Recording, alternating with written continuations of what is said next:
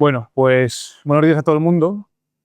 Bueno, como ha dicho Eugenio, soy profesor en la Universidad Rey Juan Carlos y mi tesis doctoral tiene mucho de historia del pensamiento económico y mucho de análisis de, pues, un poco lo que ha explicado Iván, de ver cuáles son los efectos de la estructura productiva cuando los tipos de interés no reflejan lo que deberían reflejar, que es la preferencia temporal. Bueno, ahora mm, voy a intentar desarrollar un poco esto en una parte de la presentación.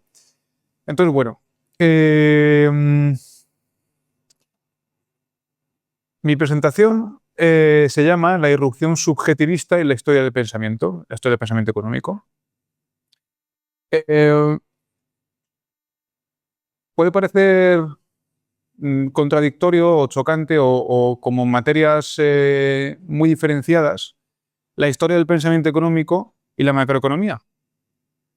Sin embargo, yo creo, vamos, o yo y mis compañeros estamos seguros de que antes de empezar a hacer economía o de empezar a hacer macroeconomía, necesitamos historia del pensamiento económico.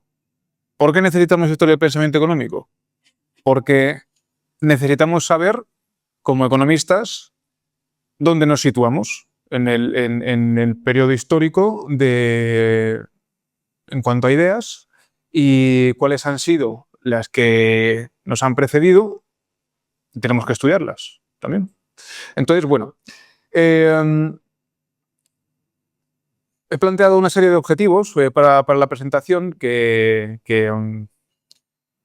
si cumplimos los objetivos y todo el mundo se va habiendo respondido a estas preguntas, yo me voy feliz de la vida, con una sonrisa oreja a oreja. Entonces, lo primero que vamos a explicar es por qué considero que es importante la historia del pensamiento económico en economía, como digo, para ver o para demostrar que no son compartimentos estancos, que por un lado está la macroeconomía con todas sus funciones, con todas sus gráficas, con todas sus fórmulas, etcétera, etcétera, y por otro lado está la historia del pensamiento, que son ya pues gente que no hace números, gente que no hace matemáticas. Bueno, yo considero que esto o sea, tiene que estar junto y los dos, o los de macroeconomía, los economistas más mainstream, deben saber de historia del pensamiento económico. Entonces, habiendo visto esto, vamos a introducir en qué contexto surge el subjetivismo o el subjetivismo metodológico, ¿vale? Dentro de la historia del pensamiento, y luego por qué es importante este subjetivismo o qué lo diferencia de lo que no es subjetivismo y cuál considero yo que son sus ventajas, ¿vale? Sus ventajas metodológicas frente a aquello que no es subjetivismo. Entonces, luego ya pues finalizamos con subjetivismo versus no subjetivismo. Entonces, como que la estructura así de la presentación me intento que sea pues dar un contexto de historia del pensamiento económico antes de la irrupción del subjetivismo de la mano de la escuela austríaca, luego ver las principales aportaciones de este concepto y luego hacer un pequeño contraste entre la metodología subjetivista y la no subjetivista, que lo que vamos a hacer es aglutinarlo todo en la economía mainstream, ¿vale? Si alguien tiene cualquier pregunta o cualquier cuestión, me parece que tenemos, bueno, son como 40 minutos de presentación y luego un turno de preguntas, pero si alguien no se puede contener y necesita preguntar algo, que me lo pregunte, sin problema, ¿vale? Bueno, ¿por qué es importante la historia del pensamiento económico? Esto es curioso porque yo a mis alumnos de macroeconomía les meto un tema cero de historia del pensamiento económico. Y no hay nada que fastidie más a un alumno que te venga el profesor con el tema cero. El tema cero es antes del tema uno, ¿no? Entonces ya es como más materia, ¿verdad? Bueno, pues el tema cero de historia del pensamiento económico es fundamental. ¿Por qué? Porque nos sitúa como científicos sociales. Nos sitúa como científicos sociales. Y esto es fundamental. Esto es fundamental, hacer primero esta diferenciación antes de empezar a hacer macroeconomía y a empezar a ver ISLM, a estudiar los modelos que se plantean en Blanchard, etc. Primero hay que entender que lo que estamos haciendo es ciencias sociales. Y esta distinción va a ser la diferencia entre ser conscientes de que estamos estudiando al ser humano o pensarnos que estamos estudiando como si fuésemos físicos. Entonces, en economía hay distintas escuelas de pensamiento económico. La diferencia de estas escuelas, o lo que los diferencia, es la filosofía que está detrás de ellas. Es decir, ¿qué instrumentos tiene cada escuela para leer la realidad que les rodea? Y esto, evidentemente, es característico de las ciencias sociales, porque no va las conclusiones a las que va a llegar un economista de una escuela en concreto pueden ser completamente distintas a las conclusiones que llega otro economista de otra escuela, siendo estudiada exactamente la misma realidad. Y esto evidentemente pasa en ciencias sociales. ¿Por qué? Porque, a diferencia de las ciencias naturales, en las ciencias sociales no tenemos constantes. Es decir, el ser humano, nosotros cuando hacemos economía estamos estudiando cuáles son las consecuencias que surgen de la interacción de los seres humanos entre sí. Entonces, todo esto se puede complejizar muchísimo más en niveles agregados de precios, curvas de oferta y demanda, etcétera, etcétera. Y lo malo que tiene eso es que perdemos la esencia de lo que estamos estudiando en realidad, que es, como digo, la interacción de los seres humanos y las consecuencias que tiene esta interacción. Por lo tanto, en economía existen distintas escuelas, que la diferencia es la distinta manera que tienen estas escuelas de leer la realidad. La realidad es exactamente la misma, pero utilizan distintos métodos, distintos instrumentos, distintas herramientas para leer esta realidad. Entonces, en historia del pensamiento lo que tenemos que hacer es estudiar cuáles son estas diferencias. Siendo conscientes, insisto, de que estamos haciendo ciencias sociales, no estamos haciendo ciencias naturales. En física, yo si me pongo la chaqueta de físico, intento hacer hago un problema sobre, no lo sé, la fuerza de la gravedad en este momento y lugar. El resultado de ese problema va a ser exactamente el mismo hoy que si lo hubiese hecho hace 20 años que si lo hago dentro de 20 años. ¿Por qué? Porque en las ciencias naturales, en la naturaleza, cuando la estudiamos existen constantes, pero la interacción entre los seres humanos y los resultados de esa interacción no es constante. Aunque muchos economistas nos pensemos que sí, pero eso no es así. ¿Por qué? Porque si yo, creyéndome físico y siendo economista, digo, bueno, lo que voy a hacer es aumentar tantos puntos el gasto público para que así aumente el PIB de manera más que proporcional en tantos puntos porcentuales. Eso hoy te va a dar un resultado. Exactamente con el mismo método, dentro de 20 años te va a dar otro resultado. Y si lo hubieses hecho hace 20 años con el mismo método, te daría otro resultado completamente distinto. Porque lo que estamos estudiando son a los seres humanos. Y los seres humanos no se comportan con constantes. Las relaciones entre nosotros no son constantes, ¿vale? Entonces, este concepto es fundamental, el entender que no somos científicos naturales. No somos científicos naturales, somos científicos sociales e, insisto, estamos estudiando al ser humano. Entonces, a ver, esto va. El contexto de cómo irrumpe la revolución subjetivista de la mano de Menger, a Menger se le suele meter en el mismo saco que a Walras y a Stanley Jevons, pero no es exactamente cierto eso, porque Menger es absolutamente subjetivista frente a los demás autores, y ahora lo vamos a ver. Pero bueno, entonces lo que vamos a hacer ahora es hacer un repaso muy rápido de las principales ideas desde Grecia.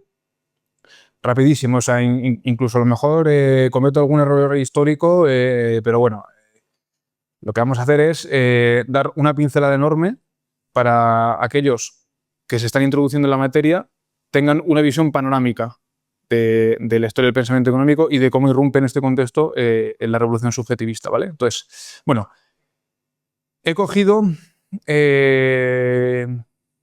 empezado con la Grecia clásica, básicamente porque lo hace Rothbard así. Entonces, apoyándome en el libro Historia del pensamiento de Rothbard, digo, bueno, Vamos a empezar con los griegos. De todas formas, normalmente se empieza, o uno cuando quiere ver cuál es el principio de la economía, siempre se va a Adam Smith, porque se dice, o normalmente se dice, que es el primer economista. Esto, bueno, tampoco es el objeto de la presentación debatirlo, pero Rothbard no está de acuerdo con esto. Rothbard se inclina más a pensar que el primer economista fue Ricardo Cantillon. Luego vamos a comentar un poco la figura de Ricardo Cantillon y sobre todo la de Adam Smith, que aunque podemos estar de acuerdo en que no fue el primer economista, Adam Smith es un personaje fundamental dentro de la historia del pensamiento económico. Entonces, bueno, por dar dos autores en Grecia y por dar dos conceptos en Grecia. Con la Grecia clásica, lo que damos, los conceptos que damos como más importantes son el concepto de igualdad de valoración en los intercambios de Aristóteles, que ahora lo desarrollo, y el concepto de eficiencia estática y eficiencia dinámica de Jenofonte en boca de Sócrates. Entonces, se hereda, Aristóteles pues, fue un grandísimo pensador, la base de cómo pensamos hoy mayormente está en Aristóteles. Pero cometió un error muy grande. Cometió un error muy grande que luego se arrastró en distintos autores, que fue pensarse que cuando existe un intercambio existe una igualdad de valoración. Es decir, si yo intercambio algo con mi vecino, aquello que recibo lo valoro igual que aquello que estoy dando. Y eso no es así. Claro, esto es fácil decirlo ahora y pensar, bueno, evidentemente,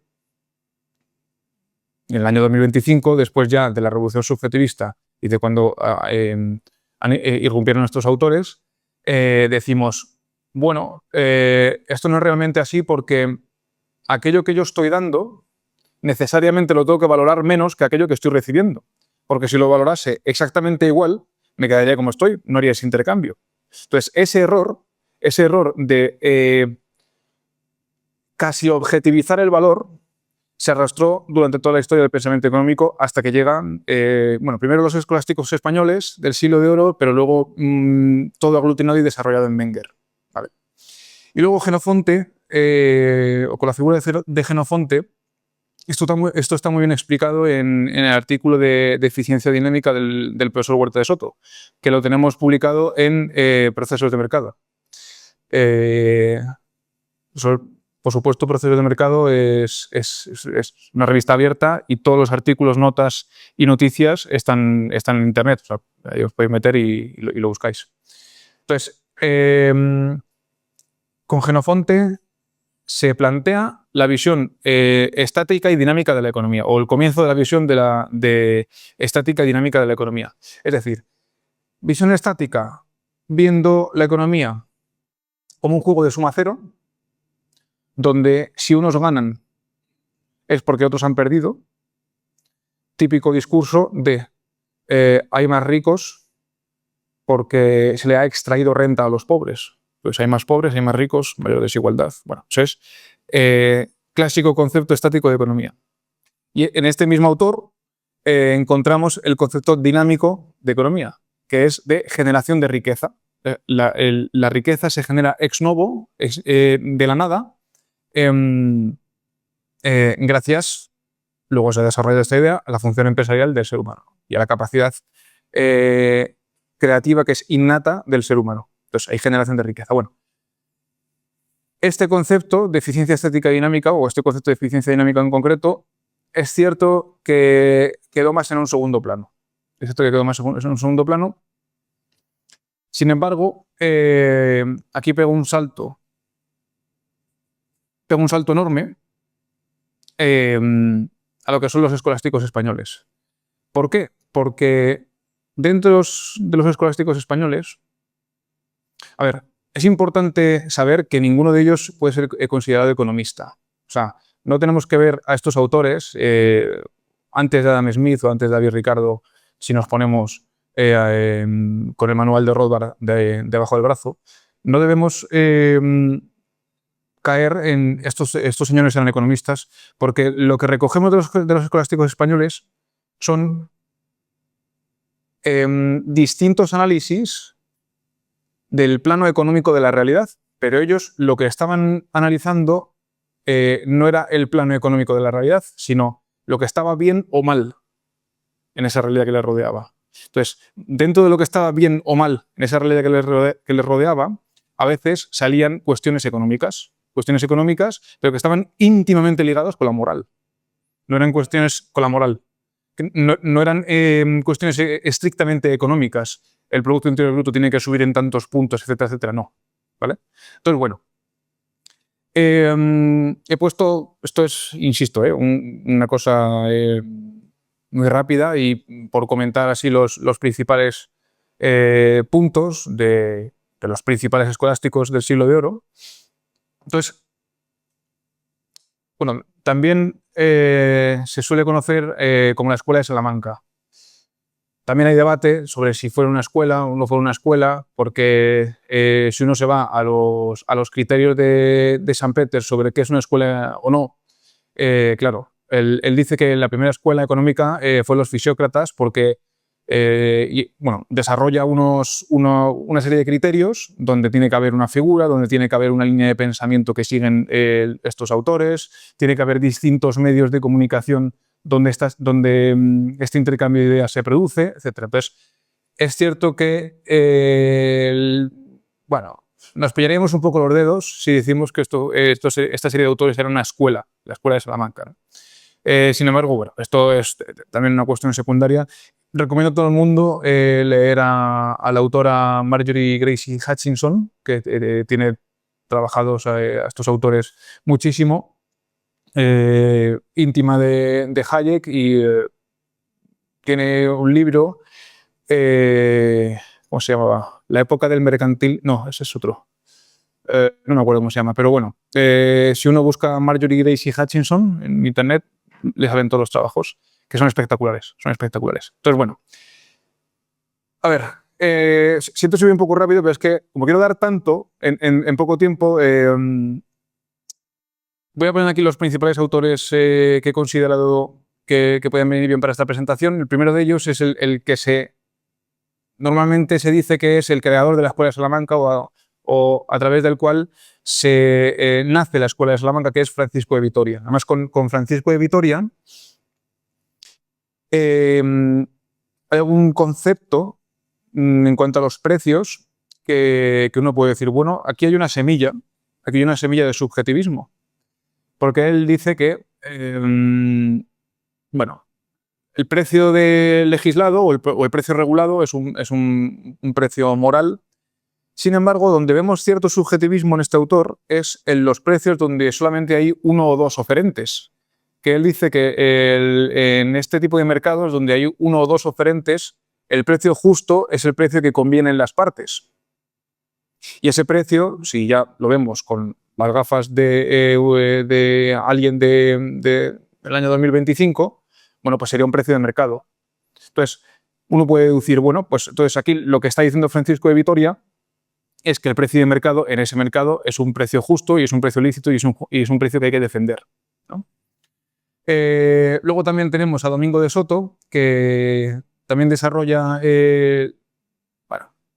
no desarrolla, pero se ven también, como digo, semillas de cierto subjetivismo en las valoraciones, porque normalmente, bueno, pues la valoración o el valor de algo es objetivo y lo determinan los costes. Aquí, pues, hay ríos de tinta escritos, ¿no? Pero en Domingo de Soto sí que se puede ver cómo relaciona la valoración con el individuo y no con las condiciones intrínsecas de ese bien. Porque ciertas corrientes de pensamiento pues, relacionan las cualidades físicas o las propiedades de un bien o servicio con la valoración que se tiene sobre ese bien. Pero en Domingo de Soto hay amagos de decir, bueno, al final es el individuo el que valora, no la naturaleza intrínseca o las características intrínsecas de ese bien o servicio. Y luego está Martín de Azpilcueta, el doctor Navarro, de Azpilicueta, no de Azpilicueta, como el futbolista. Azpilicueta tiene dos conceptos, o dos amagos de conceptos que desarrolla Menger, o se ven también en Menger y desarrolla von Bawerk. Y el primero de ellos es el de la preferencia temporal, el de que el ser humano, naturaleza o en condiciones normales, prefiere la satisfacción de necesidades hoy, no mañana. En el caso de que prefiera la satisfacción de necesidades mañana, será porque le da una mayor valoración a esa misma satisfacción que respecto a hoy. Ahora, este concepto que es fundamental lo voy a desarrollar ahora, un poco más adelante. Entonces, bueno, también Azpilicueta relaciona el precio del dinero como su capacidad adquisitiva. Normalmente relacionamos el precio del dinero con el tipo de interés. El tipo de interés es el precio que se da en el mercado de fondos prestables. Sin embargo, el precio del dinero es la capacidad adquisitiva de ese dinero. Y esto sí que se puede ver en Azpilicueta. Luego, con Diego de Covarrubias también vemos cierto subjetivismo. Lo bueno de Diego de Covarrubias es que está enterrado, o sus restos descansan en la Catedral de Segovia, que está a una hora y media de Madrid, hora y cuarto más o menos. Entonces, dentro del máster de Economía de la Escuela Austríaca, lo que hacemos es que nos lleva el profesor Huerta de Soto a presentar nuestros respetos delante de donde descansan los restos de Diego de Covarrubias. Y le llevamos aquí un ramo enorme de flores que nos tenemos que ir turnando porque pesa una barbaridad. En este caso aquí está el profesor Antonio Martínez. Y bueno, y presentamos nuestros respetos. Hacemos también una visita por Segovia. Aquí está el Alcázar de Segovia. Este fue la visita de este año. Y aquí el profesor Huerta de Soto nos guía y nos cuenta un montón de historias. Y lo más importante es que luego nos vamos a comer cochinillo de Segovia. Porque cochinillo de Segovia. Porque sin esto, bueno, la visita está muy bien, pero bueno, luego, todos estamos esperando a llegar al restaurante. ¿El qué? Sí, efectivamente. Hay vídeos del profesor cortando el cochinillo con el plato, así a golpes, y luego se tira al suelo y se rompe. El ritual segoviano. Bueno, y luego también, por supuesto, está la figura de Juan de Mariana. La figura de Juan de Mariana ya está muy estudiada. Entonces, lo que voy a explicar así rápidamente como el concepto más importante de Juan de Mariana, que es el embellecimiento de la moneda. Pues Juan de Mariana lo que hace es, por un lado, darse cuenta que la inflación es un impuesto sin que nadie diga nada y por debajo. ¿Por qué? Porque si yo recibo mi nómina a comienzo de mes y me quitan un 50%, yo estoy viendo que me están quitando un 50%. Entonces, mi capacidad adquisitiva con ese nivel de precios va a ir con el otro 50% que me queda. Sin embargo, con la inflación, yo cobro exactamente lo mismo, yo estoy muy contento porque cobro exactamente lo mismo, pero con la inflación, con una subida generalizada de los precios, tampoco puedo comprar lo mismo que antes. ¿Por qué? Porque los precios son más caros, los precios han subido, mi capacidad adquisitiva es menor. Y es como si me hubiesen quitado el 50% de lo que ganaba. Pero yo estoy muy contento porque sigo ganando lo mismo y que bueno es el gobierno. Pues no, esto Juan de Mariana dice, oye, que la inflación es un impuesto, que eres menos rico, que estás cobrando lo mismo, pero el nivel general de precios ha subido. ¿Por qué? Porque tus gobiernos se están dedicando a darle a la impresora. Evidentemente, Juan de Mariana lo decía con un español así del siglo de oro y no decía de la impresora. Pero es exactamente lo mismo que ahora, O sea, cuando el Banco Central Europeo le dan al botón, es lo mismo que decía Juan de Mariana. Entonces, por un lado, habla de esto y luego, por otro lado, esto lo desarrolla en el libro de Monetae Mutatione, que está en PDF en Internet, todo el mundo lo puede leer. Además, se lee relativamente bien. Es pequeño y se lee relativamente bien. Y sorprende cómo un autor del siglo de oro, o de la escolástica tardía, ya desarrollaba también estas ideas. Por otro lado, De Regia Institutione vincula la idea de... O sea, porque para Juan de Mariana el poder reside en el pueblo. Entonces, es el pueblo el que a los gobernantes le cede el poder, pero el poder es del pueblo. Entonces, cuando el gobernante no actúa conforme a los beneficios del pueblo, lo que está haciendo es ir en contra de él, por lo tanto el pueblo tiene el argumentario perfecto para ejecutarle. Entonces está diciendo Juan de Mariana por un lado, oye, que tú estás robando sin permiso a través de la inflación a tu pueblo. Y por otro lado te está diciendo, si el gobernante está actuando en contra del pueblo, tiene el argumentario perfecto para ejecutarle. Por lo tanto, 1 más 1, 2. Juan de Mariana, ¿eh? No yo. O sea, aquí no. Bueno. Bueno, pues. A ver. Uepa. Vale. He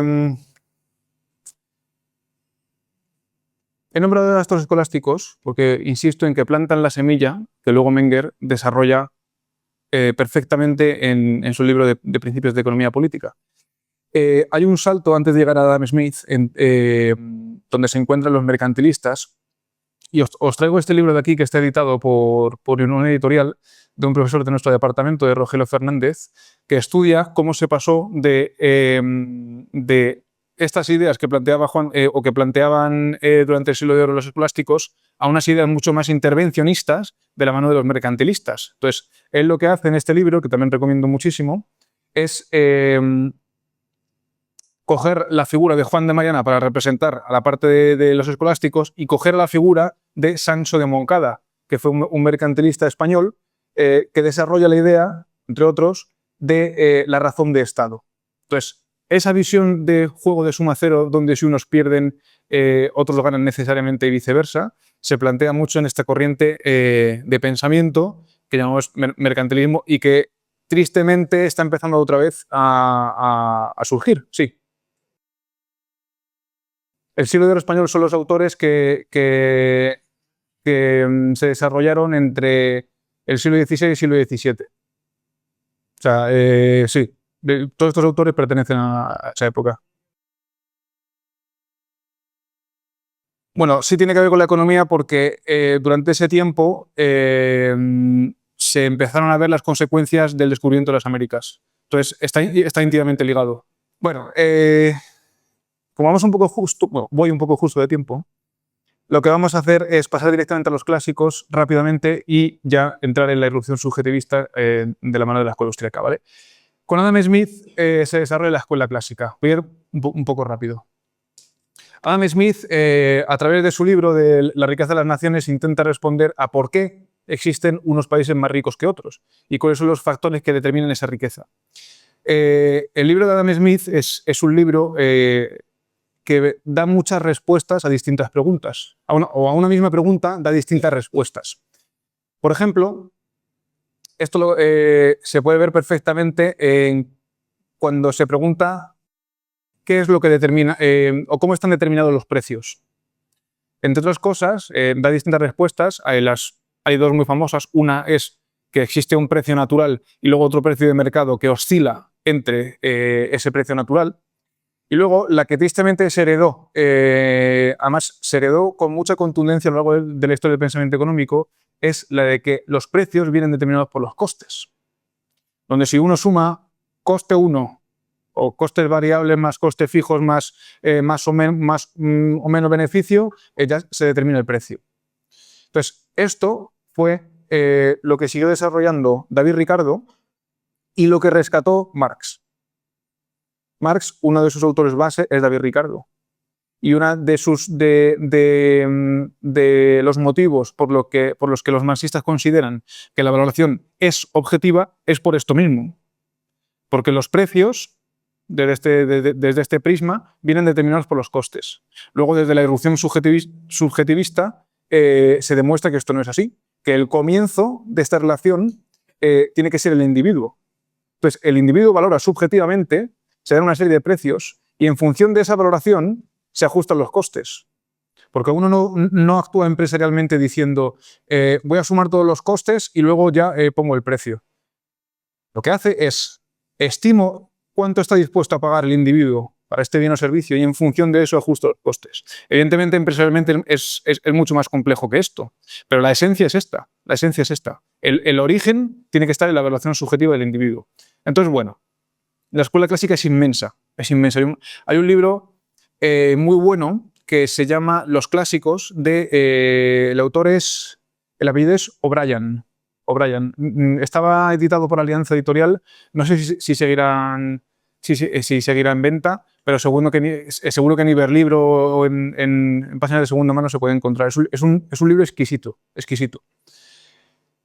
Entonces, contexto de valoración objetiva de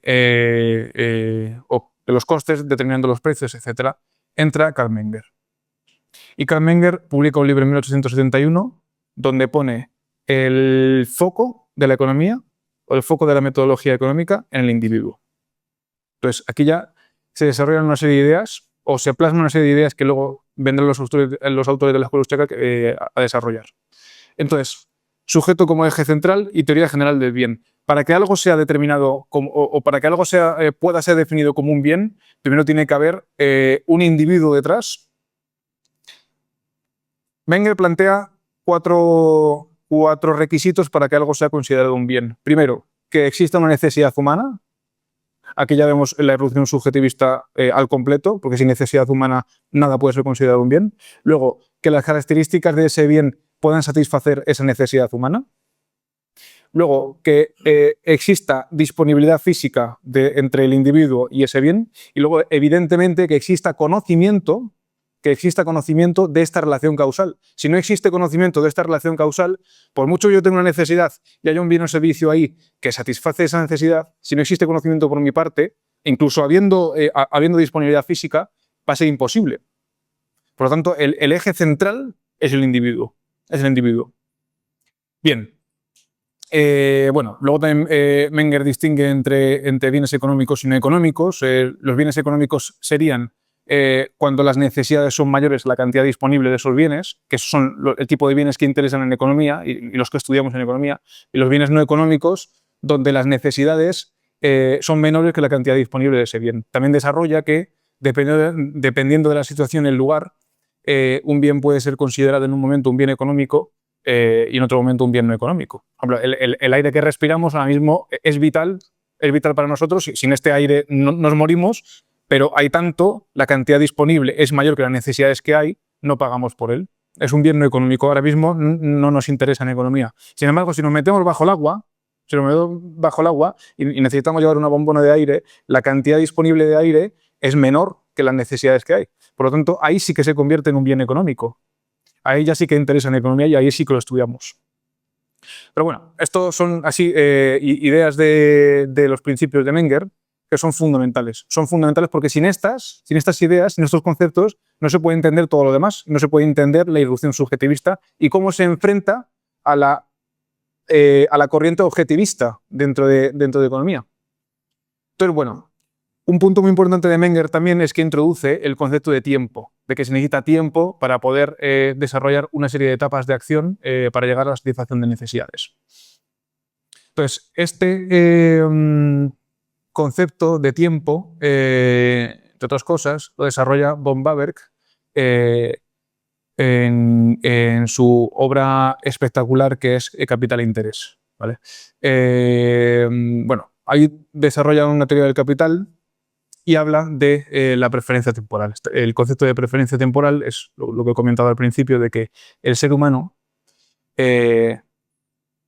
valora más el presente que el futuro, o valora más la satisfacción de necesidades hoy que la satisfacción de necesidades mañana. Y si va a posponer esa satisfacción de necesidades al futuro, es porque la valoración es mayor. Y ese es el concepto de preferencia temporal. A cómo de dispuesto está el ser humano de satisfacer o de posponer consumo presente por consumo futuro. Pues todo esto que es muy teórico, así muy filosófico, muy elevado, todo esto luego se plasma en economía en cómo es la estructura productiva y cómo son o cómo deberían ser los tipos de interés. ¿Vale?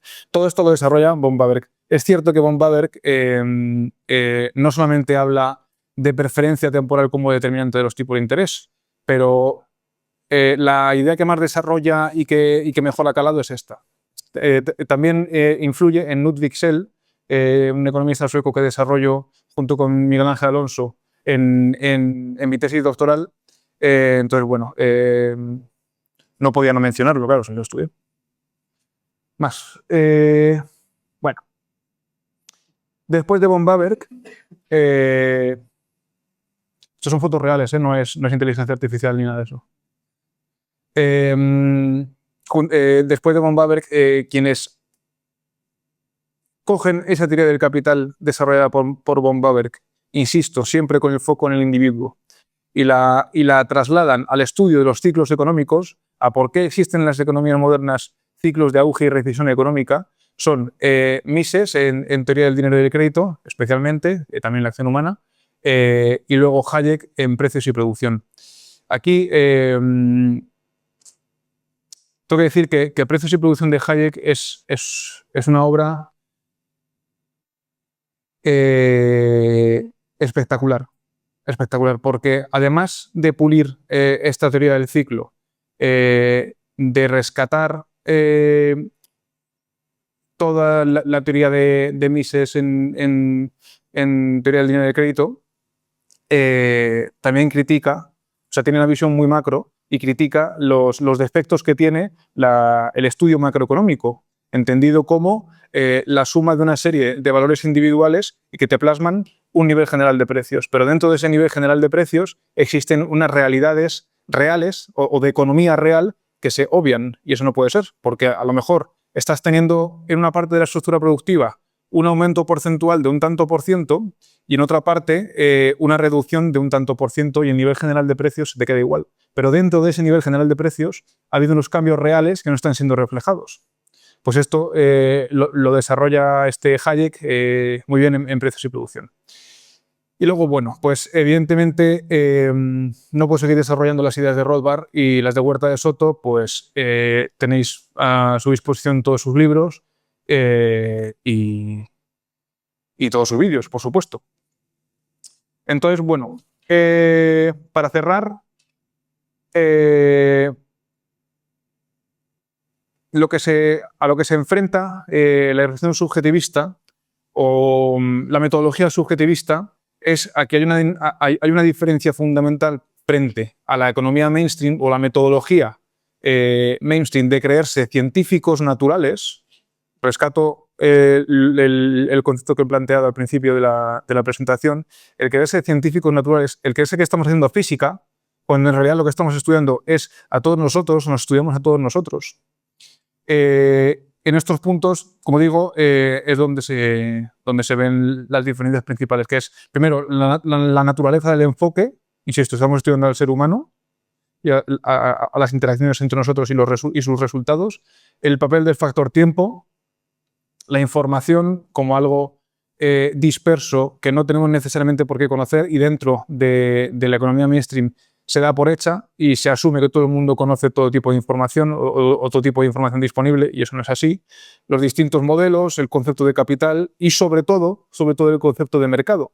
Porque cuando hablamos de mercado, dentro de este prisma subjetivo, inevitablemente estamos hablando de la sociedad. No podemos hablar del mercado como si fuese así una pantalla de Bloomberg con una serie de stocks para arriba y para abajo, etcétera, etcétera. No. El mercado es la sociedad. El mercado es la sociedad. Y el mercado es todas las interacciones que hacemos entre nosotros.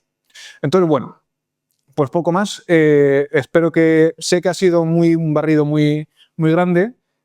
Aquí tenéis mi contacto, danieljose.gallego@urjc.es. Cualquier pregunta, cualquier cuestión que queráis plantear, lo que sea, pues a vuestra entera disposición.